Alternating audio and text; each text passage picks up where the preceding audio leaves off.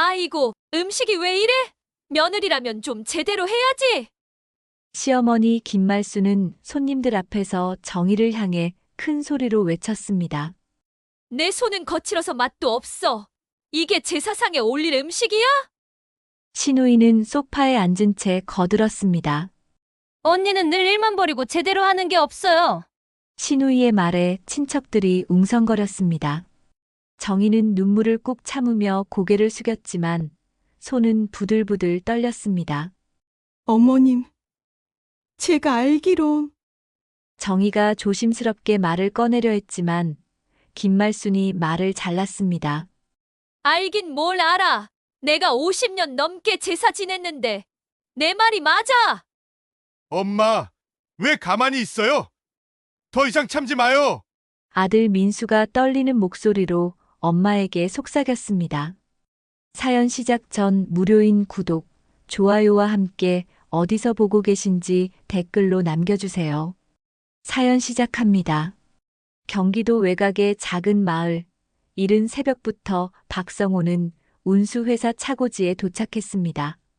55의 나이지만 여전히 허리는 꼿꼿하고 손은 거칠지만 튼튼했죠. 성호는 매일 같은 시간에 일어나 같은 일을 반복했습니다. 그게 가장이 해야 할 일이라고 믿었으니까요. 오늘도 안전운행합시다. 동료들과 가벼운 인사를 나눈 뒤 성호는 자신의 화물차에 올라탔습니다. 시동을 거는 순간부터 저녁 늦게 귀가할 때까지 성호의 하루는 쉼 없이 돌아갔죠. 묵묵히 일하는 것이 성호의 방식이었습니다. 말은 적었지만 가족을 위해서라면 무엇이든 했습니다. 비가 오나 눈이 오나 성호는 단 하루도 쉬지 않고 일했습니다. 그렇게 벌어온 돈으로 아들을 대학까지 보냈고 집도 장만했죠. 도로 위를 달리는 동안 성호는 가끔 라디오를 틀어놓곤 했습니다. 트로트가 흘러나오면 작게 따라 부르기도 했죠. 그럴 때만큼은 성호의 얼굴에도 잠깐의 여유가 비쳤습니다. 하지만 그것도 잠시, 다음 배송지에 도착하면 다시 바쁘게 움직여야 했습니다. 그 시각, 집에서는 아내 이정희가 분주하게 움직이고 있었습니다. 신둘의 정희는 결혼한 지 30년이 다 되어가는 전업주부였습니다. 아침을 차리고 빨래를 돌리고 집안 구석구석을 청소하는 게 정희의 일과였죠. 그런데 오늘은 좀 달랐습니다. 며칠 뒤면 추석석이 다가오는데 또다시 시댁 제사를 준비해야 했으니까요. 정희는 부엌에 서서 제사 음식 목록을 적어 내려갔습니다. 전, 나물, 찜, 구이, 탕. 손가락으로 하나씩 세어가며 필요한 재료를 체크했죠. 마음 한편에선 벌써부터 피곤함이 밀려왔습니다. 또 제사구나. 올해도 어김없이. 정희는 속으로 한숨을 삼켰습니다. 결혼 초부터 지금까지 정희는 시댁 제사와 모임 때마다 온갖 일을 도맡아 했습니다. 음식 준비는 기본이고 상차림, 설거지, 뒷정리까지 모두 정희의 몫이었죠. 부잣집 딸이라며 형수는 늘 앉아만 있었고 시어머니는 정희에게만 이것저것 지시했습니다. 30년을 그렇게 살아왔습니다. 한평생을 시집살이로 버텼는데 아직도 시어머니 눈치라니. 언제쯤 이 굴레에서 벗어날까? 정희는 창밖을 바라보며 잠시 생각에 잠겼습니다. 젊었을 때는 그래도 참을만 했습니다. 며느리니까 당연히 해야 하는 일이라고 생각했죠. 주변 사람들도 모두 그렇게 말했습니다. 시집살이는 원래 그런 거라고 참고 견디면 언젠가는 편해진다고요. 하지만 세월이 흐를수록 정희의 마음속에는 작은 의문이 싹트기 시작했습니다. 나는 왜 늘 참아야만 하는 걸까? 나도 사람인데. 특히 지난 몇 년 사이 정희는 자신의 삶에 대해 진지하게 고민하기 시작했습니다. 아들 민수가 대학을 졸업하고 직장을 다니게 되면서 정희에게도 조금의 시간이 생겼거든요. 그동안 오로지 가족을 위해서만 살았던 정희였습니다. 자신을 위한 시간은 단 한 번도 가져본 적이 없었죠.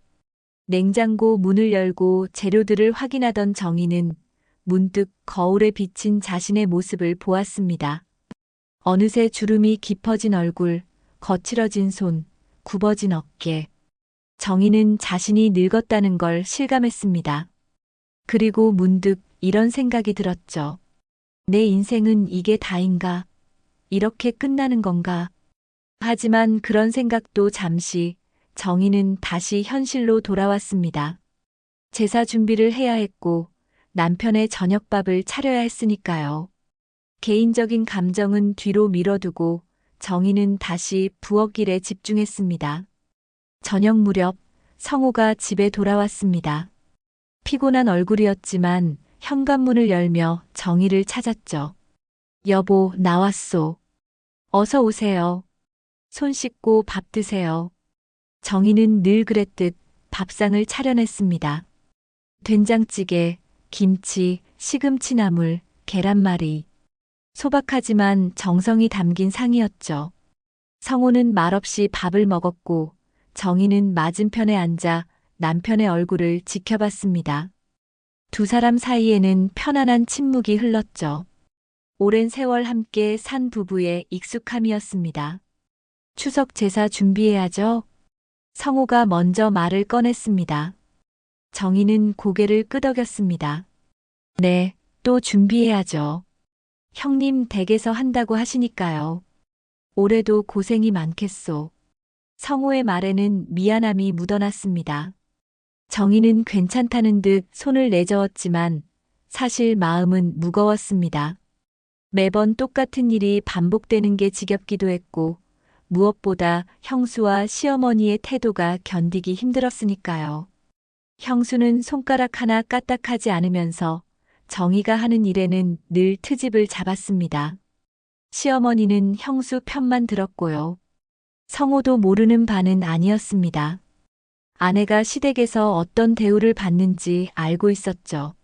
하지만 형제간의 정 때문에 그리고 부모님에 대한 효도 때문에 쉽게 나서지 못했습니다. 성호는 늘 그런 식으로 중간에서 애매하게 서 있었죠. 마음으론 아내가 안쓰러웠지만 형님 앞에서는 차마 한마디 하지 못했습니다. 형수님도 좀 도와주시면 좋을 텐데. 정희가 조심스럽게 말했습니다. 성호는 숟가락을 놓고 한숨을 쉬었습니다. 나도 그 생각은 하고 있소. 근데 형수가 워낙. 말끝을 흐리는 성호의 표정이 착잡했습니다. 형수는 원래부터 집안일을 잘하지 않는 성격이었습니다. 그런데 시어머니는 형수에게는 한 번도 뭐라고 하지 않으면서 정희에게만 유독 엄격했죠. 그게 정희에게는 가장 억울한 부분이었습니다. 밤이 깊어갔습니다. 두 사람은 각자의 자리에서 잠을 청했지만 정희는 쉽게 잠들지 못했습니다. 천장을 바라보며 지난 세월을 떠올렸죠. 23세 이 집으로 시집와서 지금까지 얼마나 많은 제사를 치렀던가요? 그때마다 정희는 늘 부엌에 있었고 늘 누군가의 심부름을 했습니다. 이번에도 똑같겠지. 아무도 내 수고를 알아주지 않을 거야. 정희의 눈가에 촉촉한 기운이 맺혔습니다. 하지만 눈물을 흘리진 않았죠. 울어봤자 달라지는 건 없다는 걸 정희는 너무나 잘 알고 있었으니까요. 그저 참고 또 참는 것. 그게 정희가 배운 며느리의 도리였습니다. 어머니도 그렇게 사셨고 주변의 모든 며느리들이 그렇게 살았습니다. 겉으로 보기엔 평화로운 가정이었습니다. 성실한 남편과 알뜰한 아내, 그리고 대학을 졸업하고 직장을 다니는 아들 민수까지. 이웃들이 보기엔 부러울 것 없는 가족이었죠. 하지만 그 평화로운 일상 뒤에는 아무도 모르는 정희만의 고통이 숨어 있었습니다. 다음 날 아침 정희는 일찍 일어나 시장에 갔습니다. 제사 음식에 들어갈 재료를 사야 했으니까요. 생선, 고기, 나물, 과일. 장바구니는 금세 무거워졌습니다. 시장 상인들은 정희를 보며 인사를 건넸습니다. 아이고, 또 제사 준비하시나 봐요? 네, 추석이잖아요. 고생이 많으시네요. 며느리는 팔자가 그런가 봐요. 상인의 말에 정희는 씁쓸하게 웃었습니다. 팔자. 정말 그럴까요? 정희는 이게 정말 팔자 때문인지 아니면 그저 익숙한 관습 때문인지 궁금했습니다. 돌아오는 길, 정희는 버스 창밖을 내다보며 무거운 장바구니를 무릎 위에 올려놓았습니다. 창밖으로는 평범한 겨울 풍경이 지나갔습니다. 하지만 정희의 마음속은 복잡했습니다. 집에 돌아온 정희는 재료들을 정리하며 다시 한번 긴 한숨을 내쉬었습니다. 추석까지 이틀. 시간은 빠르게 다가오고 있었습니다. 추석날 아침 새벽 4시에 정희는 눈을 떴습니다. 알람이 울리기도 전이었죠. 몸이 먼저 기억하는 시간이었습니다. 제사를 준비하는 날이면 늘 이 시간에 일어났으니까요. 옆에서 성호가 코를 골며 자고 있었습니다. 정희는 조심스럽게 이불을 걷어내고 일어났습니다. 어둠 속에서 옷을 갈아입고 세수를 했습니다. 거울 속 자신의 얼굴을 보니 어느새 눈가에 다크서클이 짙어져 있었습니다. 정희는 찬물로 얼굴을 한 번 더 씻었습니다. 정신을 차려야 했으니까요. 오늘 하루가 어떻게 흘러갈지 너무나 뻔했지만 그래도 버텨야 했습니다. 부엌에서 준비해둔 재료들을 챙겼습니다. 어제 장을 보며 하나하나 고른 것들이었죠. 생선은 가장 신선한 것으로, 나물은 가장 깨끗한 것으로, 과일은 흠집 하나 없는 것으로 골랐습니다. 시어머니 김말순의 눈은 독수리처럼 날카로웠으니까요. 조금이라도 흠이 있으면 바로 지적이 들어왔습니다. 여보, 나도 같이 갈게요. 성호가 일어나 거실로 나왔습니다. 머리가 헝클어진 채였지만 일찍 일어나 아내를 도우려는 마음이었습니다. 정희는 고개를 저었습니다. 괜찮아요. 당신은 좀 더 주무세요. 나중에 형님 댁으로 오시면 돼요. 그래도 됐어요. 어차피 부엌일은 제가 해야 하니까요. 정희의 목소리에는 체념이 묻어 있었습니다. 성호는 더 이상 말하지 못하고 고개를 끄덕였습니다. 미안한 마음뿐이었지만 어떻게 해야 할지 몰랐습니다. 정희는 짐을 챙겨 들고 집을 나섰습니다. 새벽 5시 정희는 형님 댁 앞에 도착했습니다. 큰 2층 집이었습니다. 부모님이 돌아가시며 남긴 재산으로 장만한 집이라고 들었습니다. 성혼에는 작은 빌라에 사는데 형님은 이렇게 큰 집에 산다는 게 가끔 씁쓸했습니다. 시어머니는 부잣집 딸이라며 늘 큰 형님을 좋아하셨죠. 가난한 집 딸인 정희와 비교하면서. 하지만 정희는 그런 생각을 애써 지웠습니다. 부러워해봤자 달라지는 건 없었으니까요. 초인종을 누르자 형수가 문을 열어주었습니다. 잠옷 차림의 형수는 하품을 하며 말했습니다. 아이고, 왔어? 어머님은 아직 주무시고 계셔. 부엌은 알지? 들어가서 준비해. 네, 알겠습니다. 형수는 그 말만 하고는 다시 안방으로 들어갔습니다. 정희는 무거운 짐을 들고 부엌으로 향했습니다. 넓은 부엌이었지만 오늘만큼은 정희 혼자만의 공간이 될 것이었습니다. 정희는 앞치마를 두르고 재료들을 꺼내기 시작했습니다. 전을 부치고 나물을 무치고 생선을 굽고 탕을 끓였습니다. 손은 쉴 새 없이 움직였고 시간은 빠르게 흘렀습니다. 아침 7시가 되자 시어머니 김말순이 부엌으로 들어왔습니다. 78배 김말순은 여전히 정정했고 목소리도 우렁찼습니다. 왔구먼. 음식은 잘 되어가나? 네, 어머님. 거의 다 됐습니다. 그래. 어디 보자. 김말순은 정희가 만든 음식들을 하나하나 살폈습니다. 전을 집어들어 냄새를 맡고 나물을 조금 집어 맛을 보았습니다. 그러더니 인상을 찌푸렸습니다. 이게 뭐야? 간이 왜 이래? 싱거워. 죄송합니다. 제가 다시. 됐어. 이제 와서 어떻게 하겠어. 아이고, 손님들 오면 창피하겠네. 김말수는 혀를 차며 거실로 나갔습니다. 정희는 그 자리에 서서 입술을 깨물었습니다. 간을 맞출 때 여러 번 확인했었습니다. 딱 적당했죠.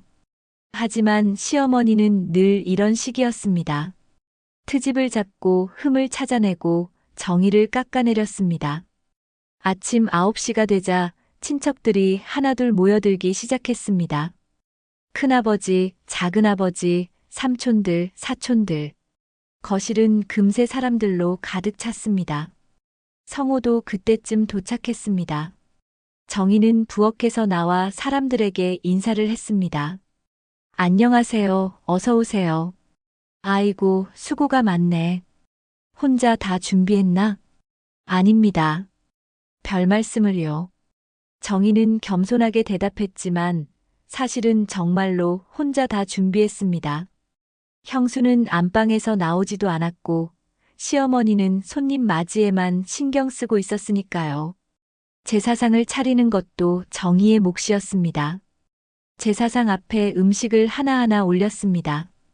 위치가 틀리지 않도록 조심스럽게, 흐트러지지 않도록 정성스럽게 배치했습니다. 그런데 그때였습니다. 시어머니가 다가와 상을 살피더니 큰 소리로 말했습니다. 아니, 이게 뭐야? 생선이 이쪽에 가야지. 왜 저쪽에 있어? 어머님, 제가 알기론. 알긴 뭘 알아. 내가 50년 넘게 제사 지냈는데 내 말이 맞아. 김말수는 정희의 말을 자르며 음식 위치를 바꿨습니다. 정희는 아무 말도 하지 못하고 그저 지켜볼 뿐이었습니다. 주변 사람들도 모두 그 광경을 보고 있었지만 아무도 정희 편을 들어주지 않았습니다.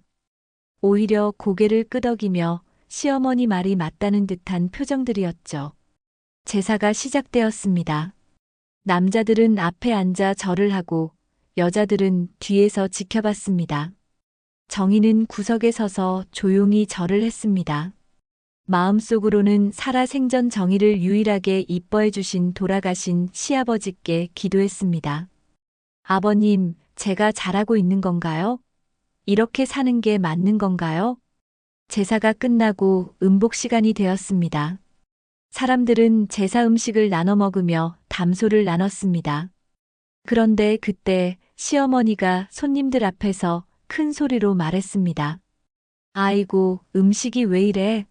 며느리라면 좀 제대로 해야지. 순간 거실이 조용해졌습니다. 모든 시선이 정희에게 쏠렸습니다. 정희는 얼굴이 화끈거렸습니다. 부끄러움과 억울함이 동시에 밀려왔죠.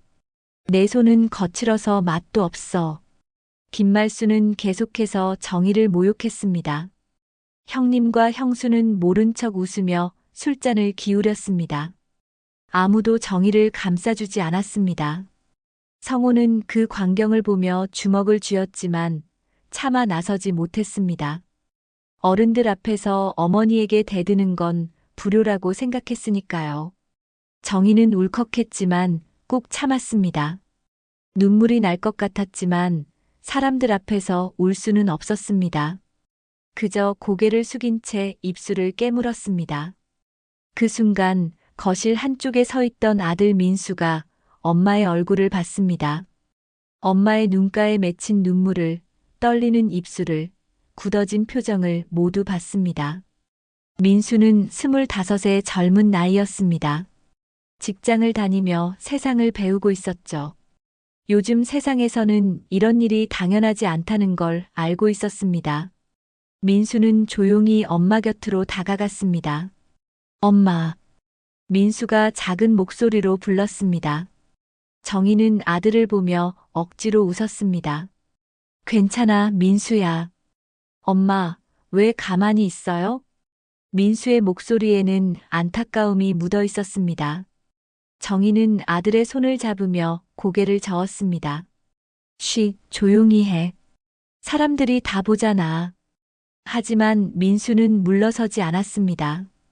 엄마가 이렇게 당하는 걸 더 이상 보고 싶지 않았습니다. 민수는 엄마의 귀에 대고 속삭였습니다. 엄마, 더 이상 참지 마요. 그 말을 듣는 순간 정희의 눈에서 눈물이 한 방울 떨어졌습니다.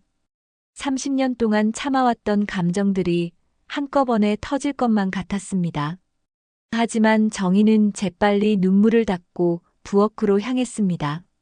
사람들이 볼까봐, 더 큰 구박을 들을까봐 두려웠으니까요.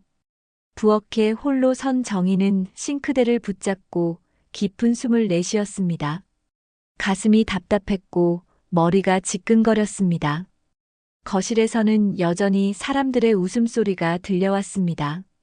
아무 일도 없었던 것처럼 모두가 즐겁게 음식을 먹고 있었습니다. 하지만 정희는 그 웃음소리가 마치 자신을 비웃는 것처럼 느껴졌습니다. 제사가 끝난 뒤에도 정희의 일은 끝나지 않았습니다. 오히려 본격적으로 시작되는 것이었죠. 사람들은 거실에 둘러앉아 술과 음식을 즐겼지만 정희는 끊임없이 부엌과 거실을 오가며 설거지를 했습니다. 그릇들이 산더미처럼 쌓여 있었습니다. 아줌마, 여기 물 좀요. 이모, 과일 좀 더 깎아주세요. 형수님, 술잔이 비었는데 안 채워줘요? 이곳저곳에서 정희를 부르는 소리가 들렸습니다. 정희는 쉴 틈도 없이 움직였습니다.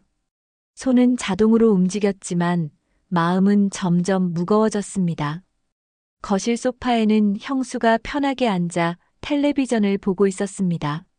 리모컨을 들고 채널을 이리저리 돌리며 가끔 웃기도 했죠.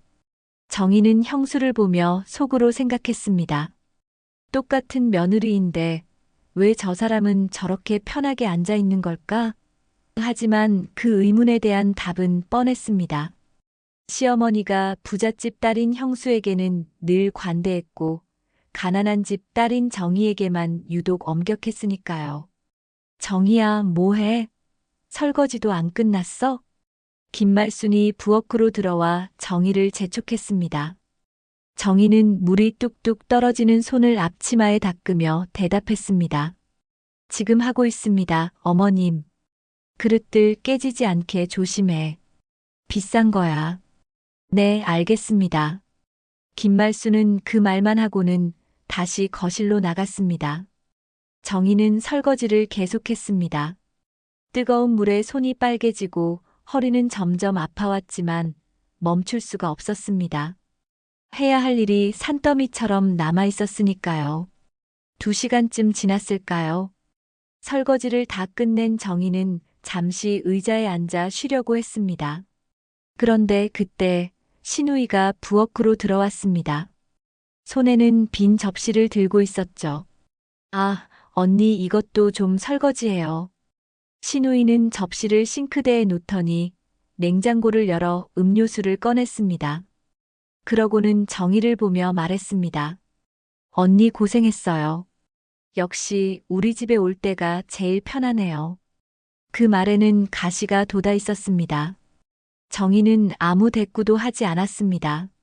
뭐라고 대답해봤자 소용없다는 걸 알았으니까요. 신우이는 음료수를 들고 다시 거실로 나갔습니다. 오후 3시쯤 친척들이 하나둘 돌아가기 시작했습니다. 정희는 현관에 나가 인사를 했습니다. 조심히 가세요. 수고했어요. 음식 맛있었어요. 겉으로는 칭찬이었지만 정희는 그 말이 진심인지 의심스러웠습니다. 아까 시어머니가 음식 맛이 없다고 큰 소리로 말했는데 사람들이 정말 맛있게 먹었을까요? 정희는 씁쓸한 미소를 지으며 손님들을 배웅했습니다. 손님들이 다 가고 나자 집안은 조용해졌습니다. 하지만 정희의 일은 아직 끝나지 않았습니다. 거실을 정리하고 음식을 치우고 쓰레기를 버려야 했습니다. 성호는 형님과 함께 안방에서 술을 마시고 있었습니다. 정희는 혼자 거실을 치우기 시작했습니다. 동서 수고가 많네. 형수가 소파에 앉은 채로 말했습니다. 도와주겠다는 말은 없었고 그저 바라만 볼 뿐이었죠. 정희는 대답 대신 웃음으로 대신했습니다. 속으로는 도와줄 생각이 없으면 말을 걸지 말아요라고 외치고 싶었지만 참았습니다. 뒷정리를 거의 끝낼 무렵 김말순이 거실로 나왔습니다. 정희가 정리한 거실을 둘러보더니 고개를 저었습니다. 이게 뭐야? 여기 먼지 안 닦았잖아. 어디요, 어머님? 여기 봐, 여기. 구석구석 닦아야지. 대충대충 하면 어떡해. 김말수는 손가락으로 선반을 쓱 닦아 보이며 말했습니다. 먼지라고 할 만한 것도 없었지만 김말수는 계속해서 트집을 잡았습니다. 정희는 말없이 걸레를 들고 다시 닦기 시작했습니다. 그 모습을 본 성호는 안방에서 나왔습니다. 아내가 계속 일만 하는 게 안타까웠지만 어머니 앞에서는 쉽게 말을 꺼낼 수가 없었습니다. 성호는 형님 눈치를 보며 조심스럽게 말했습니다. 어머니, 이제 이 사람도 좀 쉬게 해주세요. 쉬긴 뭘 쉬어. 아직 할 일 많아. 그래도 됐어. 내가 참견할 일 아니야. 김말수는 아들의 말을 단칼에 자르며 정희에게 다시 지시했습니다. 정희야, 부엌 바닥도 다시 닦고 화장실도 청소해. 네, 어머님. 정희는 고개를 숙이며 대답했습니다. 성호는 더 이상 아무 말도 하지 못하고 다시 안방으로 들어갔습니다. 형은 동생을 보며 웃었습니다. 야, 내가 뭘 알아. 여자 일은 여자들끼리 알아서 하는 거야. 형, 그래도 집사람이 너무 힘들어 보이잖아요. 그게 며느리 도리지. 우리 어머니도 그렇게 사셨고 형수도 그렇게 살았어. 형님의 말에 성호는 입을 다물었습니다. 형수도 그렇게 살았다고요? 오늘 하루 종일 소파에 앉아만 있던 형수가요? 성호는 속으로 반박하고 싶었지만 형 앞에서는 말을 할 수가 없었습니다. 저녁 6시가 되어서야 정희는 모든 일을 끝냈습니다. 온몸이 땀으로 젖어 있었고 다리는 후들거렸습니다. 정희는 화장실에 가서 얼굴을 씻었습니다. 거울 속 자신의 모습을 보니 늙고 지친 여자가 서 있었습니다. 나는 여기서 뭐 하는 걸까? 난 이 집 하녀야. 정희의 속마음이었습니다. 며느리와 하녀의 경계가 모호했습니다. 아니, 어쩌면 진작에 그 경계는 사라진 게 아닐까요? 정희는 화장실 벽에 기대어 깊은 한숨을 내쉬었습니다. 여보, 이제 집에 가요. 성호가 화장실 문 앞에서 말했습니다. 정희는 얼른 얼굴을 닦고 나왔습니다. 네, 가요. 고생 많았소. 괜찮아요. 정희의 대답은 기계적이었습니다. 괜찮지 않았지만 괜찮다고 말하는 게 익숙했으니까요. 두 사람은 형님 댁을 나섰습니다. 인사를 하려고 했지만 시어머니는 이미 안방으로 들어가 계셨고 형수는 텔레비전만 보고 있었습니다. 차 안에서 두 사람은 침묵했습니다. 성호는 운전을 하며 가끔 아내를 쳐다봤습니다. 정희는 창밖만 바라보고 있었죠. 무슨 생각을 하는지 알 것 같았지만 성호는 말을 걸지 못했습니다. 집에 도착했을 때는 이미 밤이었습니다. 정희는 현관문을 열고 들어가 소파에 털썩 주저앉았습니다. 온몸에 힘이 빠져나가는 것 같았습니다. 성호는 부엌에서 물을 가져와 아내에게 건넸습니다. 여보, 물 마셔요. 고마워요. 정희는 물을 단숨에 마셨습니다. 그제야 목이 얼마나 말랐는지 느껴졌습니다. 하루 종일 물 한 모금 제대로 마시지 못했던 겁니다. 여보, 이제 그만하자. 성호가 조심스럽게 말을 꺼냈습니다. 정희는 성호를 바라봤습니다. 뭘 그만해요?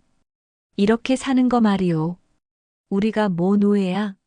왜 우리만 이렇게 고생해야 하는 거요? 성호의 목소리에는 분노가 섞여 있었습니다. 오늘 하루 종일 참았던 감정들이 터져 나오는 것이었죠. 정희는 놀라며 남편을 바라봤습니다. 남편이 이렇게 화를 내는 건 처음이었으니까요. 당신이 나도 사람이요. 오늘 하루 종일 당신이 어떻게 당하는지 다 봤소. 더 이상 못 참겠소. 성호는 주먹을 쥐며 말했습니다. 정희의 눈에 눈물이 고였습니다. 30해를 함께 살면서 남편이 처음으로 자신을 진심으로 걱정해 주는 것 같았습니다. 정희는 남편의 손을 잡았습니다. 고마워요, 여보. 당신 마음만 받을게요. 아니요, 여보. 나는 진심이요. 이제 달라져야 해요. 성호는 아내의 눈을 똑바로 바라보며 말했습니다. 정희는 남편의 진심을 느꼈습니다. 하지만 동시에 두려움도 느꼈습니다. 정말로 변화를 시도한다면 그 후폭풍이 얼마나 클지 뻔했으니까요. 시댁과의 관계는 완전히 깨질 것이고 친척들 사이에서 손가락질을 받을 것이었습니다. 그날 밤 정희는 잠을 이루지 못했습니다. 남편의 말이 계속 머릿속을 맴돌았습니다. 정말로 이제 그만둘 수 있을까요? 30년 동안 참아왔던 삶을 이제 와서 바꿀 수 있을까요? 정희는 천장을 바라보며 깊은 생각에 잠겼습니다. 추석이 지나고 일주일 후 성호의 휴대폰에 문자가 왔습니다. 형님이었습니다. 이번 주말에 어머니 생신이니까 집에 다 모이자. 토요일 저녁 6시. 짧고 간결한 문자였지만 성호는 그 문자를 보며 한숨을 내쉬었습니다. 여보, 이번 주말에 어머니 생신이래요. 정희는 설거지를 하다 말고 고개를 돌렸습니다. 순간 얼굴이 굳어지는 게 보였습니다. 또요? 미안하오. 생신인데 안 갈 수도 없고. 정희는 아무 말 없이 다시 설거지를 시작했습니다. 성호는 아내의 뒷모습을 보며 미안한 마음이 들었습니다. 추석 이후로 정희는 한동안 기운이 없었거든요. 밥맛도 없고 말수도 줄었습니다.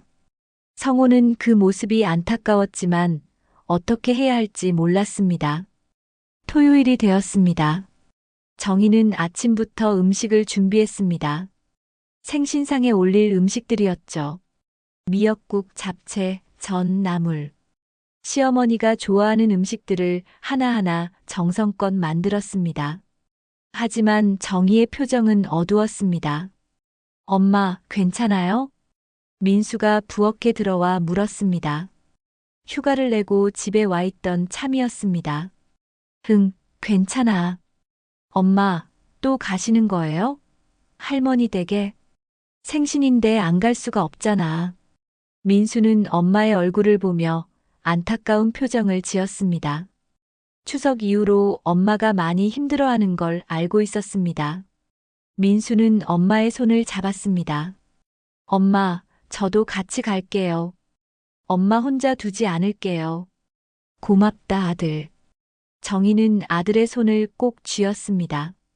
아들의 따뜻한 마음이 조금이나마 위로가 되었습니다. 저녁 6시, 세 사람은 형님 댁에 도착했습니다. 이미 친척들이 몇 명 와 있었습니다. 정희는 음식을 들고 부엌으로 향했습니다. 형수는 이번에도 거실 소파에 앉아 있었습니다. 어머님, 생신 축하드립니다. 정희는 김말순에게 정중히 인사했습니다. 김말순은 고개만 끄덕였을 뿐 별다른 반응이 없었습니다. 정희는 부엌에서 음식을 내오기 시작했습니다. 오늘은 생신이니까 제대로 해야 해. 김말순이 정희를 보며 말했습니다. 정희는 고개를 끄덕이며 상을 차렸습니다. 미역국을 따뜻하게 데우고 다른 음식들도 예쁘게 담아냈습니다. 하지만 김말순은 음식을 보더니 또다시 인상을 찌푸렸습니다. 이게 뭐야? 미역국 색깔이 왜 이래? 어머님, 제가 정성껏. 됐어. 어차피 내가 만든 건 맛없으니까. 김말순의 말에 정희는 입술을 깨물었습니다.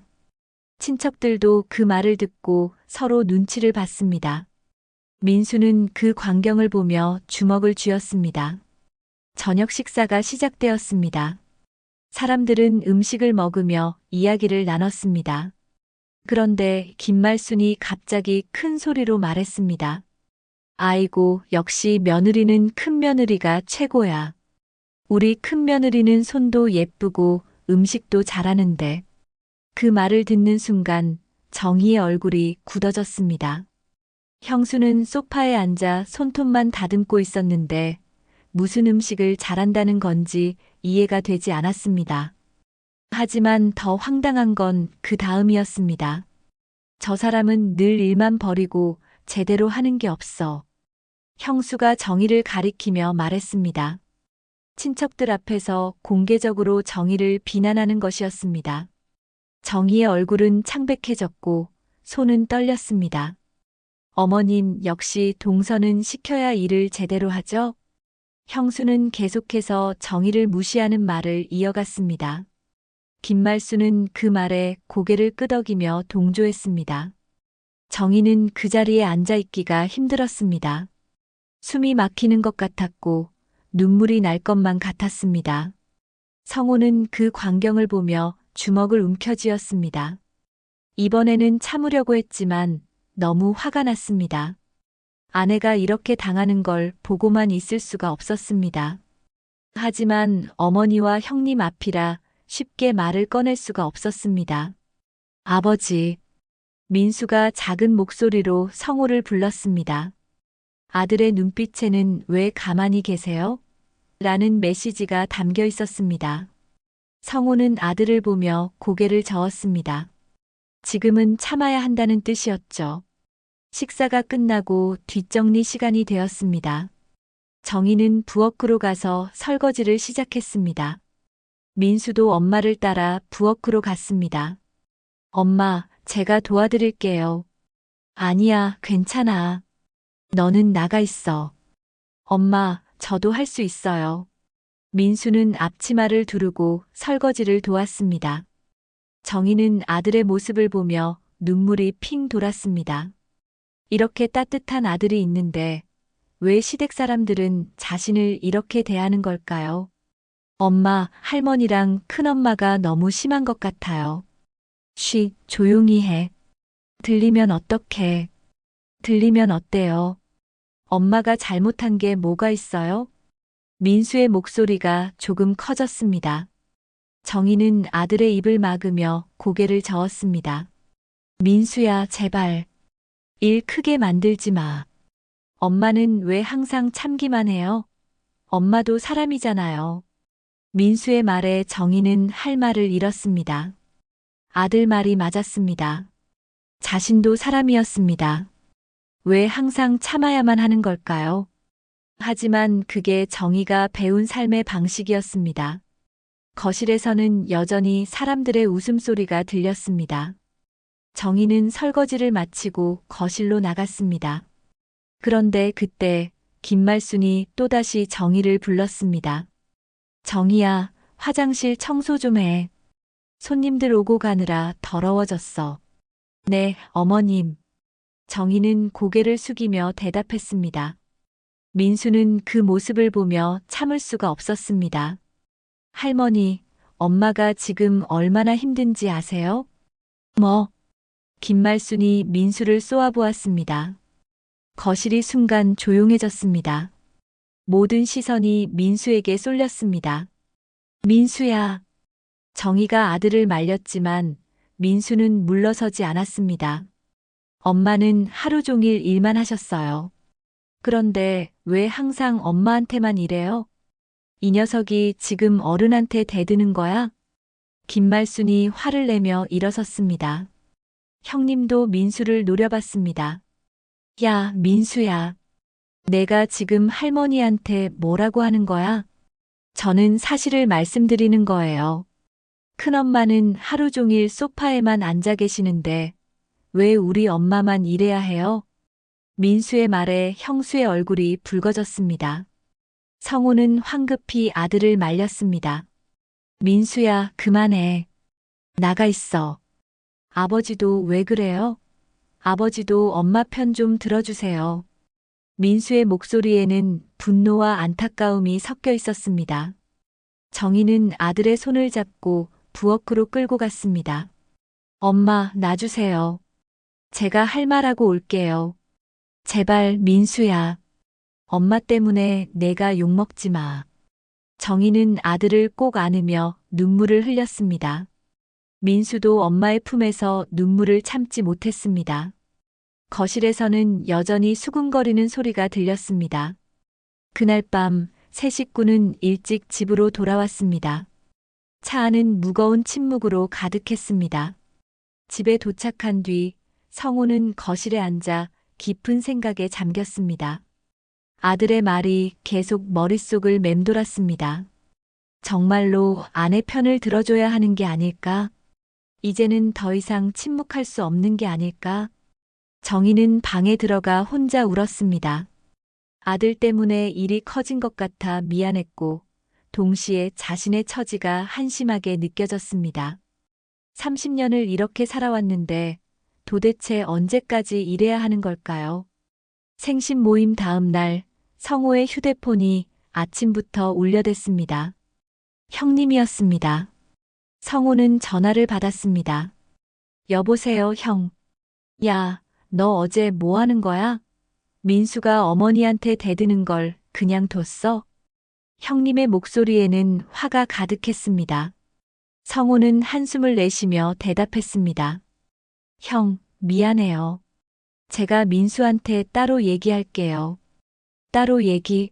너도 마찬가지야. 어제 표정 보니까 마음에 안 드는 티가 다 났더라고. 뭐야, 어머니 생신날에 그게 뭐야? 형, 저는 그랬어. 어머니가 화나셨어. 너희 식구들 당분간 오지 말래. 알았지? 형님은 일방적으로 말하고는 전화를 끊어버렸습니다. 성우는 휴대폰을 내려다보며 복잡한 표정을 지었습니다. 화가 나기도 했지만 한편으로는 후련하기도 했습니다. 어차피 가고 싶지 않았던 곳이었으니까요. 누구 전화였어요? 정희가 부엌에서 나와 물었습니다. 성우는 아내를 보며 말했습니다. 형이었소. 어머니가 당분간 우리 오지 말래요. 뭐라고요? 정희의 얼굴이 창백해졌습니다. 불효자식 취급을 받게 된 것이었습니다. 정희는 자리에 주저앉으며 말했습니다. 이를 어쩌죠? 다 제 잘못이에요. 제가 민수를 못 말렸어요. 아니요, 여보. 잘못한 건 우리가 아니요. 성호는 아내 옆에 앉으며 손을 잡았습니다. 정희는 남편을 바라봤습니다. 하지만 이제 친척들 사이에서 우리가 어떻게 돼요? 불효자식이라고 손가락질 받을 거예요. 손가락질 받으면 어때요? 우리가 잘못한 게 없는데. 성호의 목소리에는 결연함이 담겨 있었습니다. 정희는 남편의 변화를 느꼈습니다. 평생 형과 어머니 앞에서 고개를 숙이고 살던 남편이 이제는 달라지고 있었습니다. 며칠이 지났습니다. 성호의 휴대폰에는 친척들의 전화와 문자가 쏟아졌습니다. 대부분 비난하는 내용이었습니다. 어머니께 효도도 모르느냐, 민수를 제대로 교육시키지 못했다. 집안 망신이다라는 말들이 이어졌습니다. 성호는 그 메시지들을 읽으며 화가 치밀었습니다. 정작 형님네는 부모님 재산을 독차지하면서 제사 한 번 지내는 것도 동생네에게 떠넘기는 주제에 무슨 효도를 운운하는 건지 이해가 되지 않았습니다. 여보, 괜찮아요? 정희가 걱정스러운 얼굴로 물었습니다. 성호는 휴대폰을 내려놓으며 고개를 끄덕였습니다. 괜찮소. 신경 쓰지 마요. 하지만 정희는 마음이 편치 않았습니다. 시장에 가도 동네를 걸어도 사람들의 시선이 신경 쓰였습니다. 어쩌면 소문이 퍼졌을지도 몰랐습니다. 작은 동네였으니까요. 일주일쯤 지났을 때 성호에게 또다시 형님의 전화가 왔습니다. 이번 주말에 집안 모임 있어. 너도 와. 형, 오지 말라고 하지 않았어요? 어머니가 너한테 할 말이 있대. 와. 형님은 짧게 말하고 전화를 끊었습니다. 성호는 정희에게 그 얘기를 전했습니다. 이번 주말에 또 형님 댁에 가래요. 뭐라고요? 오지 말라고 해놓고 이제 와요? 정희의 목소리에는 당혹스러움이 묻어났습니다. 성호도 같은 심정이었습니다. 어머니가 할 말이 있다는데 아마 우리한테 사과하라고 할 것 같소. 사과요? 아마도 민수한테 어머니께 잘못했다고 말하라고 할 거요. 정희는 한숨을 내쉬었습니다. 뻔한 전개였습니다. 시어머니는 며느리와 손자를 불러다 놓고 무릎 꿇고 사과하라고 할 게 분명했습니다. 토요일이 되었습니다. 새 식구는 무거운 마음으로 형님 댁으로 향했습니다. 차 안에서 민수가 말했습니다. 아버지, 저는 사과 안 할 거예요. 민수야, 제가 뭘 잘못했어요? 사실대로 말한 건데. 그래도 어른한테 예의는 지켜야지. 성호가 말했지만 사실 속마음은 아들 편이었습니다. 민수가 잘못한 게 아니었으니까요. 하지만 어른으로서, 아버지로서 아들에게 예의를 가르쳐야 했습니다. 형님 댁에 도착하자 이미 친척들이 모여 있었습니다. 큰아버지, 작은아버지, 삼촌들까지 모두 와 있었습니다. 마치 가족 회의를 하려는 것 같았습니다. 정희는 가슴이 철렁 내려앉았습니다. 왔구나. 김말순이 소파에 앉아 있었습니다. 표정이 굳어 있었고 분위기가 무거웠습니다. 성호 가족은 조심스럽게 들어가 인사를 했습니다. 어머니 왔습니다. 앉아. 김말순의 말투는 차갑고 단호했습니다. 세 사람은 어색하게 자리에 앉았습니다. 형님이 팔짱을 끼고 서서 동생을 내려다봤습니다. 어머니 말씀하세요. 형님이 먼저 말문을 열었습니다. 김말순은 정희와 민수를 번갈아 보며 말했습니다. 너희가 지난번에 한 행동 정말 실망스러웠다. 어머니, 가만 있어. 내 말 끝까지 들어. 김말순은 손을 들어 정희의 말을 막았습니다. 그러고는 계속해서 말을 이어갔습니다. 내가 며느리한테 뭘 그렇게 심하게 했나? 제사 음식 준비하는 거, 뒷정리하는 거, 그게 며느리 도리 아니야? 어머님 하지만은 무슨 하지만이야. 나도 시집 와서 그렇게 살았어. 내 시어머니도 그렇게 사셨고. 근데 너는 왜 못 참아? 김말순의 목소리가 점점 커졌습니다. 정희는 고개를 숙인 채 아무 말도 하지 못했습니다. 그리고 민수, 너 할머니한테 어떻게 그런 말을 할 수 있어? 내가 배운 게 그거야? 할머니, 저는 닥쳐. 어른이 말할 때 끼어들지 마. 김말순이 소리를 지르자 민수는 입을 다물었습니다. 하지만 눈빛만큼은 굽히지 않았습니다. 성호는 그 광경을 보며 주먹을 쥐었습니다. 어머니. 성호가 조심스럽게 말을 꺼냈습니다. 김말순이 아들을 쏘아봤습니다. 너도 할 말 있어? 네, 있습니다. 어머니, 집사람이 그동안 얼마나 힘들었는지 아십니까? 힘들긴 뭘 힘들어. 며느리 노릇하는 게 당연한 건데. 어머니, 요즘 세상은 달라졌습니다. 며느리라고 해서 무조건 참고 살아야 하는 건 아닙니다. 성호의 말에 거실이 술렁거렸습니다. 친척들이 서로 눈치를 보며 수군거렸습니다. 뭐, 이 녀석이 지금 어머니한테 대드는 거야? 형님이 버럭 소리를 질렀습니다. 성호는 형을 똑바로 바라봤습니다. 형, 저는 사실을 말씀드리는 겁니다. 형수님은 손가락 하나 까딱 안 하시면서 왜 우리 집사람만 모든 일을 해야 합니까? 뭐, 지금 내가 빈손으로 시집 왔으면 그 정도 일을 해야지. 너희 형수는 시집 올 때 얼마나 많이 해온 줄 아냐? 형님 댁은 부모님 재산으로 집도 장만하셨잖아요. 그런데 재산은 왜 항상 우리한테 떠넘기십니까? 성호의 말에 거실이 조용해졌습니다. 아무도 예상하지 못한 반격이었습니다. 형님의 얼굴이 시빨개졌고 김말순은 입을 다물지 못했습니다. 너 지금 뭐라고 한 거야? 형님이 다가오며 성호의 멱살을 잡았습니다. 성호는 형의 손을 뿌리치며 일어섰습니다. 형, 이제 그만합시다. 우리 가족을 더 이상 이렇게 대하지 마세요. 이 배은망덕한 놈아. 형님이 주먹을 들었습니다. 그 순간 정의가 두 사람 사이에 끼어들었습니다. 그만하세요. 정의의 목소리가 거실에 울려 퍼졌습니다. 모두가 정의를 쳐다봤습니다. 평생 고개 숙이고 살던 정의가 처음으로 소리를 지른 것이었습니다. 저도 사람입니다. 30년 동안 참고 또 참았습니다. 그런데 이제는 더 이상 못 참겠어요. 정의의 눈에서 눈물이 흘러내렸습니다. 하지만 목소리만큼은 떨리지 않았습니다.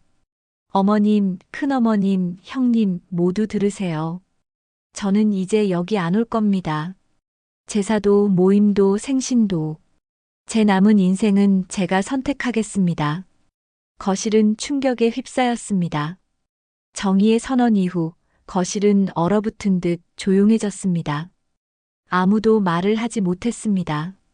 평생 고개 숙이고 살던 며느리가 처음으로 자신의 목소리를 낸 것이었습니다. 김말수는 믿을 수 없다는 표정으로 정의를 바라봤습니다. 뭐라고? 지금 내가 뭐라고 한 거야? 어머님, 제 말 들으셨죠? 저는 이제 여기 안 옵니다. 정의의 목소리는 떨렸지만 단호했습니다. 30년 동안 쌓였던 감정이 한꺼번에 터져 나오는 것 같았습니다. 성호는 아내의 손을 꼭 잡았습니다. 이 배은망덕한 것들. 김말순이 소리를 지르며 일어섰습니다. 얼굴이 새빨갛게 달아올랐고 손은 부들부들 떨렸습니다. 내가 너희한테 밥이라도 굶겼냐?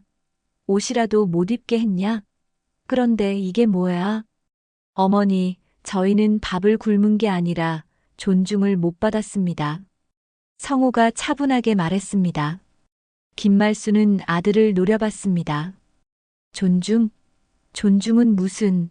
며느리가 시어머니 모시는 게 당연한 거지. 어머니, 요즘 세상은 그렇게 돌아가지 않습니다. 세상이 변해도 효도는 안 변해. 너희가 불효자식이야. 김말순의 말에 친척들도 하나둘 거들었습니다. 성호야, 내가 너무 심한 거 아니냐? 어머니 말씀이 맞아. 며느리가 참아야지. 하지만 이번에는 민수가 나섰습니다. 할아버지, 큰아버지. 그럼 큰엄마는 왜 안 참아요? 왜 우리 엄마만 참아야 돼요?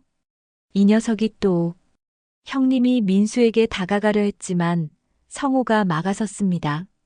형, 이제 그만하세요. 우리 가족한테 손대지 마세요. 내가 지금 형한테 대드는 거야? 대드는 게 아닙니다. 우리 가족을 지키는 겁니다. 성호의 말에 형님은 코웃음을 쳤습니다. 가족을 지켜? 웃기고 있네. 어머니는 네 가족 아니냐? 순간 거실이 다시 조용해졌습니다. 성호는 형을 똑바로 바라봤습니다. 그리고 부모님 돌아가시고 재산 정리할 때 내가 알아서 포기했잖아. 형님이 저한테 뭐라고 하셨죠?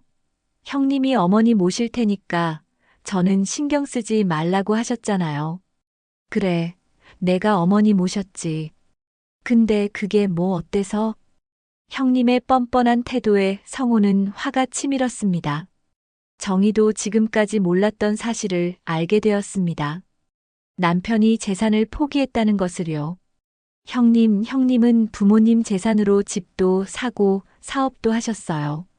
그런데 정작 재산은 왜 저희한테 떠넘기셨어요? 떠넘기긴 뭘 떠넘겨. 동생이 형 도와주는 게 당연한 거지. 그럼 재산도 같이 나눴어야죠. 재산은 형님이 다 가지고 의무만 저한테 떠넘기는 게 말이 됩니까? 성호의 말에 친척들이 웅성거렸습니다. 사실 친척들도 형님이 재산을 독차지한 걸 알고 있었습니다. 하지만 아무도 입 밖에 내지 않았죠. 야, 성호야. 그럼 내가 어머니 모실 수 있었어? 그때 내 형편이 어땠는데? 큰아버지가 말했습니다. 성호는 큰아버지를 보며 대답했습니다. 큰아버지, 제 형편이 어려웠던 건 사실입니다. 하지만 그렇다고 의무만 떠맡아야 하는 건 아니잖아요. 의무라니, 그게 무슨 말이야. 부모님께 효도하는 게 의무야? 효도와 착취는 다릅니다. 성호의 말에 거실이 다시 술렁거렸습니다. 김말수는 가슴을 치며 소리쳤습니다. 아이고, 내가 자식한테 이런 소리를 들을 줄이야. 내가 언제 너희를 착취했다는 거야. 어머니, 집사람은 30년 동안 제사 때마다 하녀처럼 일했습니다. 그런데 한 번도 고맙다는 말 못 들었어요. 고맙긴 뭘 고마워. 며느리가 당연히 해야 할 일인데 맨몸으로 시집 왔으면 그 정도는 해야지. 김말수는 끝까지 자신의 잘못을 인정하지 않았습니다. 정희는 그 모습을 보며 허탈한 웃음이 나왔습니다. 아무리 말해도 소용없다는 걸 깨달은 것입니다. 여보, 가요. 정희가 성호의 손을 잡으며 말했습니다. 성호는 고개를 끄덕였습니다. 네, 가요. 뭐, 지금 가겠다고? 사과도 안 하고. 형님이 길을 막아섰습니다. 성호는 형을 밀치고 현관으로 향했습니다. 사과는 형님이 하셔야죠. 우리 가족한테. 이 자식이 진짜. 형님이 성호의 멱살을 잡았습니다. 그 순간 민수가 형님의 팔을 잡으며 소리쳤습니다. 큰아버지, 우리 아버지한테 손대지 마세요. 이 녀석이 감히. 형님이 민수를 밀쳤습니다. 민수는 벽에 부딪히며 넘어졌습니다. 정희가 비명을 지르며 아들에게 달려갔습니다. 민수야, 괜찮아? 엄마, 저 괜찮아요. 민수는 일어서며 형님을 노려봤습니다. 성호는 분노로 떨리는 목소리로 말했습니다. 형, 정말 끝까지 이러실 겁니까? 끝까지? 너희가 먼저 시작한 거잖아. 좋습니다. 그럼 법적으로 해결하죠. 성호의 말에 거실이 조용해졌습니다. 법적으로 해결한다는 게 무슨 뜻인지 모두가 알았습니다. 법적으로? 뭘 법적으로 해? 형님이 부모님 재산 처리할 때 저한테 사인 받으셨죠? 그 계약서 다시 검토해 보겠습니다. 뭐? 형님의 얼굴이 하얗게 질렸습니다. 사실 재산을 정리할 때 형님은 성호를 속였습니다. 제대로 된 설명도 없이 서류에 사인만 받았죠. 그리고 부모님이 남긴 땅 일부를 몰래 팔아넘겼습니다. 형님, 부모님 땅 팔아넘긴 거 저도 압니다. 성호의 말에 친척들이 놀라며 웅성거렸습니다. 김말순도 처음 듣는 얘기인 듯 형을 쳐다봤습니다. 땅을 팔았다고? 그게 무슨 소리야? 어머니도 모르셨죠? 형님이 작년에 부모님이 남기신 밭을 팔았어요. 뭐? 김말수는 믿을 수 없다는 표정으로 형을 바라봤습니다. 형님은 당황하며 변명했습니다. 그건 어머니 병원비 때문에. 병원비요? 어머니 건강보험 다 되시는데 무슨 병원비가 그렇게 많이 나왔어요? 성호가 따져 묻자 형님은 말을 더듬었습니다. 사실 그 돈은 형님 사업 자금으로 쓴 것이었습니다. 형, 이제 그만 거짓말하세요. 저도 다 알아봤어요. 성호는 주머니에서 서류 몇 장을 꺼냈습니다. 부동산 거래 내역서였습니다. 친척들이 수군거렸고 김말수는 아들을 노려봤습니다. 너 진짜 땅을 판 거야? 어머니, 그게. 내 말에 대답해. 땅을 팔았냐고. 김말순의 목소리가 떨렸습니다. 형님은 더 이상 변명하지 못했습니다. 성호는 서류를 형님 앞에 던지며 말했습니다. 형님, 이제 알겠죠? 누가 진짜 집안을 더럽힌 건지. 거실은 충격에 휩싸였습니다. 형님은 얼굴이 새빨개져서 아무 말도 하지 못했고 김말수는 주저앉으며 울기 시작했습니다. 정희는 남편의 손을 잡고 조용히 말했습니다. 여보, 이제 정말 가요. 새 식구는 현관문을 나섰습니다. 뒤에서 형수의 고함 소리가 들렸지만 돌아보지 않았습니다. 차에 타자 민수가 말했습니다. 아버지, 멋있었어요. 성호는 백미러로 아들을 보며 쓸쓸하게 웃었습니다. 멋있다기보다는 이제야 해야 할 말을 한 것뿐이었습니다. 정희는 창밖을 보며 눈물을 흘렸습니다. 후련하기도 했고 두렵기도 했습니다. 이제 정말로 시댁과 인연을 끊게 된 것입니다. 형님 댁을 나온 뒤 며칠 동안 새 식구는 조용히 지냈습니다. 친척들의 전화와 문자는 계속 쏟아졌지만 성호는 모두 무시했습니다. 정희는 불안했습니다.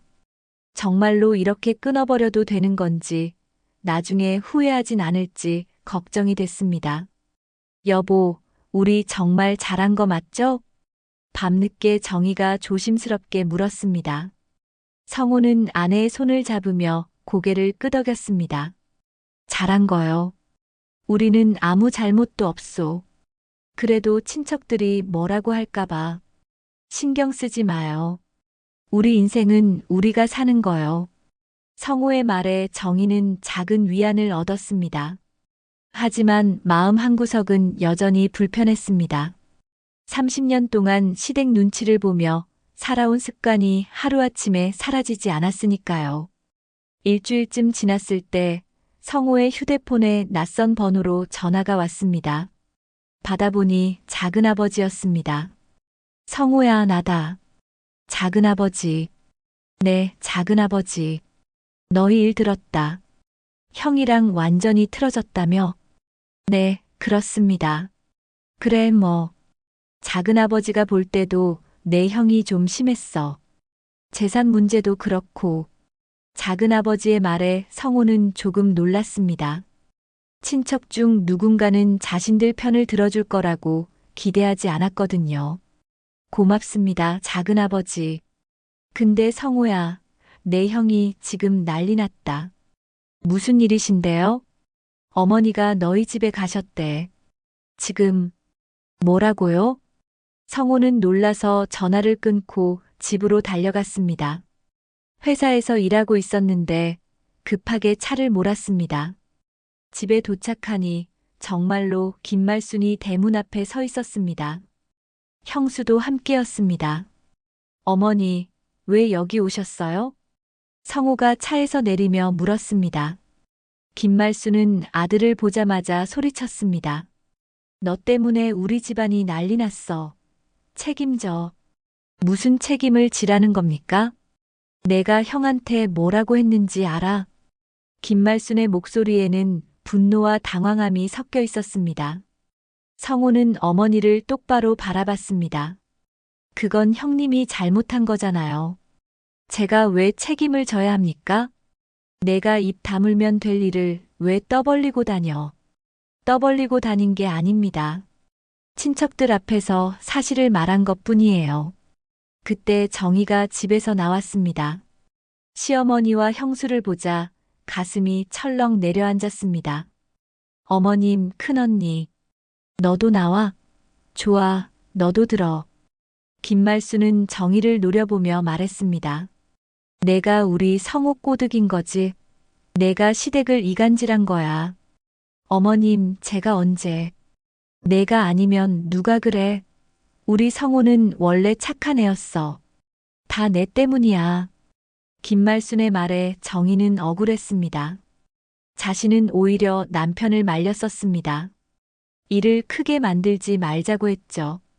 하지만 시어머니는 모든 걸 며느리 탓으로 돌리고 있었습니다. 어머니, 여보는 아무 잘못도 없습니다. 성호가 아내를 감싸며 말했습니다.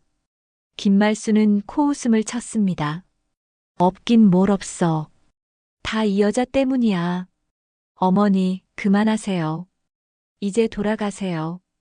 뭐, 너 지금 어머니더러 가라는 거야? 네, 가세요.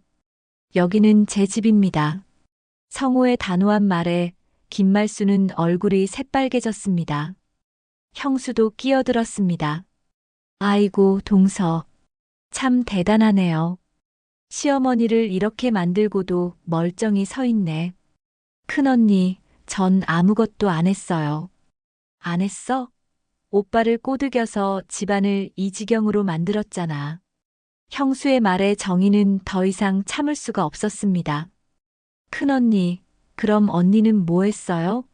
제사 때마다 소파에만 앉아 계시면서 저보고 일하라고만 하셨잖아요. 뭐, 지금 나한테 대드는 거야? 대드는 게 아니에요. 사실을 말하는 거예요. 정희의 목소리에는 힘이 실려 있었습니다. 더 이상 예전의 순종적인 며느리가 아니었습니다. 형수는 정희의 변화에 당황했습니다. 너 진짜 버릇 없어졌네. 버릇 없는 건 언니예요. 30년 동안 저한테 어떻게 하셨는지 다 기억해요. 정희의 말에 형수는 할 말을 잃었습니다. 김말순이 다시 소리쳤습니다. 아이고, 이게 며느리가 할 말이야? 진짜 집안 망신이다. 어머니, 망신은 형님이 시켰습니다. 부모님 재산 몰래 팔아넘긴 게 더 큰 망신 아닙니까? 성호의 말에 김말순은 입을 다물었습니다. 사실이었으니까요. 하지만 인정하고 싶지 않았습니다. 그래도 너는 동생이잖아. 형을 고발하다니 그게 말이 돼? 고발한 게 아닙니다. 사실을 밝힌 것뿐이에요. 사실이고 뭐고 다 집안 망신이야. 김말순은 계속해서 같은 말만 반복했습니다. 성호는 더 이상 대화가 통하지 않는다는 걸 깨달았습니다. 어머니, 이제 정말 돌아가세요. 다음 제사 때도 저희는 안 갈 겁니다. 뭐, 제사에도 안 온다고? 네, 안 갑니다. 앞으로 어떤 모임에도 참석하지 않을겠습니다. 성호의 선언에 김말순은 가슴을 치며 울기 시작했습니다. 아이고, 내가 자식을 잘못 키웠구나. 이런 불효자식을 낳다니. 하지만 성호는 더 이상 흔들리지 않았습니다. 형수가 김말순을 부축하며 말했습니다. 어머님 가세요. 이런 사람들이랑 얘기해봤자 소용없어요. 두 사람은 돌아서서 걸어갔습니다. 하지만 몇 걸음 가다가 김말순이 다시 돌아섰습니다. 성호야, 너 후회할 거야. 나중에 무릎 꿇고 빌어도 소용없어. 후회하지 않습니다, 어머니. 성호의 단호한 대답에 김말순은 더 이상 할 말이 없었습니다. 결국 두 사람은 택시를 타고 떠났습니다. 성호와 정희는 그 모습을 지켜봤습니다. 여보, 괜찮아요? 정희가 남편의 팔을 잡으며 물었습니다. 성호는 고개를 끄덕였습니다. 괜찮소. 이제야 숨을 쉴 수 있을 것 같소. 두 사람은 집 안으로 들어갔습니다. 거실에 앉아 깊은 숨을 내쉬었습니다. 마음이 복잡했지만 한편으로는 후련했습니다. 여보, 우리 이제 어떻게 살아야 할까요? 우리끼리 행복하게 살면 돼요. 남의 눈치 보지 말고. 성호는 아내의 손을 잡으며 다짐했습니다. 여보, 이제부터 내가 당신을 지켜줄 거요. 더 이상 울게 하지 않을 거요.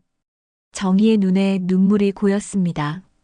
하지만 이번에는 슬픈 눈물이 아니었습니다. 고마움과 안도의 눈물이었죠. 그날 저녁 민수가 퇴근하고 집에 돌아왔습니다. 부모님의 얼굴을 보고 무슨 일이 있었는지 눈치챘습니다. 무슨 일 있었어요? 민수야, 할머니가 다녀가셨어. 정희가 조심스럽게 말했습니다. 민수는 걱정스러운 표정을 지었습니다. 괜찮으세요? 응, 괜찮아. 이제 우리끼리만 잘 살면 돼. 성호가 아들의 어깨를 두드리며 말했습니다. 민수는 부모님을 보며 미소 지었습니다. 엄마, 아빠, 제가 엄마, 아빠 편이에요. 우리 가족만 생각해요. 남의 집 눈치 볼 필요 없어요. 민수의 말에 정희는 아들을 꼭 안았습니다. 이렇게 따뜻한 가족이 있는데 왜 그동안 시댁 눈치만 보며 살았을까요? 정희는 이제야 깨달았습니다. 진짜 가족은 바로 여기 있다는 것을요. 그날 밤 세 식구는 함께 저녁을 먹었습니다. 오랜만에 웃음소리가 가득한 식사였습니다. 정희는 처음으로 마음 편히 밥을 먹는 것 같았습니다. 성호도 민수도 마찬가지였습니다. 이제 더 이상 시댁의 그림자는 없었습니다. 그로부터 석 달이 흘렀습니다. 봄이 왔고 마을에는 따뜻한 바람이 불었습니다. 성호와 정희의 삶도 조금씩 변화하기 시작했습니다. 시댁과의 연락은 완전히 끊겼고 친척들의 전화도 더 이상 오지 않았습니다. 정희는 이웃과 함께 작은 반찬 가게를 시작했습니다. 평생 부엌에서 요리만 했던 실력을 살린 것이었죠. 처음에는 걱정이 많았지만 손님들의 반응은 좋았습니다. 사장님, 이 나물 정말 맛있어요. 어디서 배우셨어요? 그냥 오래 하다 보니 익숙해진 거예요. 정희는 겸손하게 대답했지만 속으로는 뿌듯했습니다. 30년 동안 시댁에서 갈고 닦은 실력이 이제야 빛을 발하는 것 같았습니다. 이제는 누가 뭐라고 하는 사람도 없었고 트집 잡는 시어머니도 없었습니다. 여보, 오늘 매출 좋았어요. 저녁에 정희가 환한 얼굴로 말했습니다. 성호는 아내의 밝아진 모습을 보며 흐뭇하게 웃었습니다. 그래요? 다행이구먼. 네, 손님들이 맛있다고 계속 오시네요. 단골도 생겼어요. 정희의 목소리에는 생기가 돌았습니다. 예전과는 완전히 달라진 모습이었죠. 성호는 아내의 손을 잡으며 말했습니다. 여보, 행복해 보이요. 네, 행복해요. 처음으로 제가 하고 싶은 일을 하고 있으니까요. 정희는 환하게 웃었습니다. 주름진 얼굴이었지만 그 웃음은 그 어느 때보다 아름다웠습니다. 성호는 아내를 보며 생각했습니다. 진작 이렇게 살 걸 그랬나. 민수도 부모님의 변화를 보며 기뻤습니다. 특히 엄마가 웃는 모습을 보는 게 가장 좋았습니다. 평생 고개 숙이고 살던 엄마가 이제는 당당하게 가게를 운영하고 있었습니다. 엄마, 오늘도 장사 잘 됐어요? 응, 잘 됐어. 내가 좋아하는 잡채도 남겨뒀어. 고마워요, 엄마. 민수는 엄마가 만든 잡채를 먹으며 행복해했습니다. 이 맛, 이 따뜻함. 이게 진짜 가족의 맛이었습니다. 어느 날 정희는 가게에서 낯익은 얼굴을 봤습니다. 시댁 동네에 사는 친척 아주머니였습니다. 정희는 순간 긴장했지만 태연하게 인사했습니다. 어머, 아주머니. 어쩐 일이세요? 아이고, 정희 씨. 여기서 장사하시는구나. 소문 듣고 왔어. 네, 이것저것 팔고 있어요. 아주머니는 가게 안을 둘러보더니 감탄했습니다. 반찬들이 정말 맛있어 보이네. 하나 사가야겠어. 감사합니다. 아주머니가 반찬을 고르는 동안 조심스럽게 물었습니다. 정희 씨, 요즘 시댁하고는 어떻게 지내? 연락 안 하고 지내요. 그래, 소문 들었어. 큰 집하고 완전히 틀어졌다며? 정희는 잠시 망설였지만 솔직하게 대답했습니다. 네, 그렇게 됐어요. 뭐, 내가 볼 때는 내가 잘한 것 같아. 큰댁이 너무 심했거든. 아주머니의 말에 정희는 놀랐습니다. 편을 들어줄 줄은 몰랐거든요. 사실 다들 알았어. 내가 얼마나 고생했는지. 근데 아무도 말 못하는 거지, 뭐. 그랬군요. 근데 말이야, 요즘 큰댁이 난리래. 큰형님이 사업 실패해서 집도 팔처지래. 정희는 그 말을 듣고 복잡한 심정이 들었습니다. 형님네가 어려워졌다니 안타까운 마음도 들었습니다. 하지만 동시에 자업자득이라는 생각도 들었죠. 그래서 어머님이 많이 힘들어 하신대. 내 생각도 많이 하시고. 저를요? 응, 너무 심하게 했다고 후회하신대. 아주머니의 말에 정희는 코끝이 찡해졌습니다. 하지만 눈물을 흘리지는 않았습니다. 이제 더 이상 예전으로 돌아갈 수 없다는 걸 알았으니까요. 아주머니, 반찬 잘 드세요. 응, 고마워. 또 올게. 아주머니가 가게를 나간 뒤 정희는 깊은 생각에 잠겼습니다. 시어머니가 후회하신다는 말이 마음에 걸렸습니다. 하지만 그렇다고 해서 다시 예전처럼 살 수는 없었습니다. 저녁에 성호에게 그 얘기를 했습니다. 여보, 오늘 친척 아주머니가 오셨어요. 어머니가 우리 생각 많이 하신대요. 그래요? 형님네가 사업 실패하셨다던데. 성호는 잠시 침묵했습니다. 형이 어려워졌다는 소식에 마음이 편치 않았습니다. 아무리 틀어졌어도 형제였으니까요. 여보, 우리 어떻게 하면 좋을까요? 글쎄요. 여보 마음은 어때요? 잘 모르겠어요. 불쌍한 마음도 들지만 다시 그때로 돌아가고 싶진 않아요. 정희의 솔직한 마음이었습니다. 성호는 아내의 손을 잡으며 말했습니다. 여보, 우리는 우리 인생을 살면 돼요. 형님네가 어려우면 도와줄 순 있어요. 하지만 그렇다고 해서 예전처럼 당하며 살 순 없어요. 당신 말이 맞아요. 두 사람은 서로를 바라보며 고개를 끄덕였습니다. 이제는 자신들의 행복이 우선이었습니다. 한 달쯤 지났을 때 정희의 휴대폰에 낯선 번호로 전화가 왔습니다. 받아보니 시어머니였습니다. 여보세요. 김말순의 목소리는 예전과 달리 힘이 없었습니다. 정희는 가슴이 두근거렸지만 침착하게 대답했습니다. 네, 어머님. 정희야. 미안하다. 그 한마디에 정희는 말문이 막혔습니다. 30년 만에 처음 듣는 사과였습니다. 내가 너한테 너무 심했어. 이제야 알았다. 김말순의 목소리는 떨렸고 울먹이는 소리가 섞여 있었습니다. 정희는 눈물이 핑 돌았지만 참았습니다. 어머님, 다시 시작할 수 있을까? 우리. 정희는 잠시 생각했습니다. 용서할 수 있을까요? 다시 관계를 회복할 수 있을까요? 하지만 정희는 알고 있었습니다. 예전처럼은 절대 안 된다는 것을요. 어머님, 저도 생각해 볼게요. 시간이 필요해요. 알았다. 기다릴게. 전화를 끊은 뒤 정희는 한참을 멍하니 앉아 있었습니다. 성호가 다가와 물었습니다. 누구 전화였소? 어머님이었어요. 사과하셨어요. 그래요? 네, 다시 시작하자고 하셨어요. 성호는 아내를 보며 조심스럽게 물었습니다. 여보 마음은 어때요? 잘 모르겠어요. 하지만 확실한 건 예전처럼은 살지 않을 거예요. 정희의 목소리에는 단호함이 담겨 있었습니다. 성호는 고개를 끄덕였습니다. 그래요. 그게 맞아요. 용서는 할 수 있어도 관계는 우리가 원하는 방식으로 만들어가는 거요. 그날 밤 정희는 오랜만에 편안하게 잠들었습니다. 창밖으로는 따뜻한 봄바람이 불어왔습니다. 새로운 계절, 새로운 시작이었습니다.